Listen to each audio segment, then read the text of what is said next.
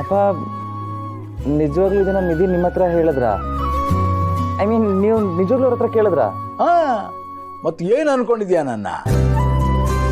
ಚಿಟಕಿ ಹೊಡೆಯೋಷ್ಟರಲ್ಲಿ ಅವಳ ಮನಸ್ಸಿನ ಚಿಲ್ಕ ತೆಗೆದು ಅವಳು ಏನು ಬಯಸ್ತಾ ಇದ್ದಾಳೆ ನಿನ್ನಿಂದ ಅನ್ನೋದನ್ನ ಪಟ್ಟಿ ಮಾಡ್ಕೊಂಡು ಬಂದಿದ್ದೀನಿ. ಅದೇ ಇದು. ಅಪ್ಪ ಲವ್ ಯು ಪಾ.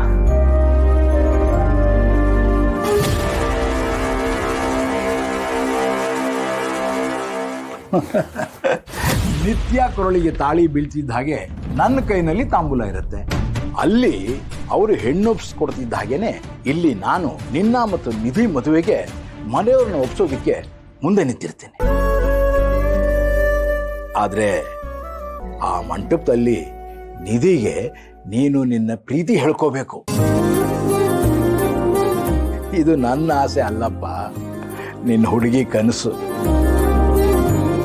ನಿಧಿ ಕನ್ಸ? ನಿನ್ನನ್ನು ಹೀಗೆ ಬಿಟ್ರೆ ನಿತ್ಯ ಇನ್ನೊಂದು ವರ್ಷದಲ್ಲಿ ತೊಟ್ಲು ತೂಗ್ತಾ ಇರ್ತಾಳೆ. ಆದ್ರೆ ನೀನು ಮಾತ್ರ ಹೀಗೇ ಇರ್ತೀಯ.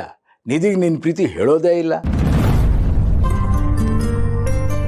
ಹಾಗಲ್ಲಪ್ಪ, ಮಂಟಪದಲ್ಲಿ ಪ್ರೀತಿ ಹೇಳ್ಕೋಬೇಕಾ? ನೀನು ಮಂಟಪದಲ್ಲಿ ಹೇಳ್ಕೋಬೇಕು, ಮಂದಿರದಲ್ಲಿ ಹೇಳ್ಕೋಬೇಕು, ಇವತ್ತು ಹೇಳಬೇಕು, ನಾಳೆ ಹೇಳಬೇಕು, ಅದು ಪ್ರಶ್ನೆ ಅಲ್ಲ. ನನಗೆ ಆದಷ್ಟು ಬೇಗ ನನ್ನ ಸೊಸೆ ನನ್ನ ಮನೆ ತುಂಬಿಸ್ಕೋಬೇಕು.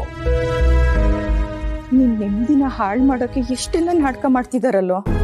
ಈ ಅನ್ಯಾಯದ ಬಗ್ಗೆ ನನಗೆ ಗೊತ್ತಿದ್ದು ಸುಮ್ಮನಿದ್ರೆ ಅವ್ರಿಗಿಂತ ದೊಡ್ಡ ಪಾಪಿ ನಾನಾಗ್ತೀನಿ. ಅಕ್ಕನ ಮದುವೆ ದಿನ ನಿಧಿ ಬಯಸ್ತಾ ಇರೋ ಗಿಫ್ಟ್ ಇದು.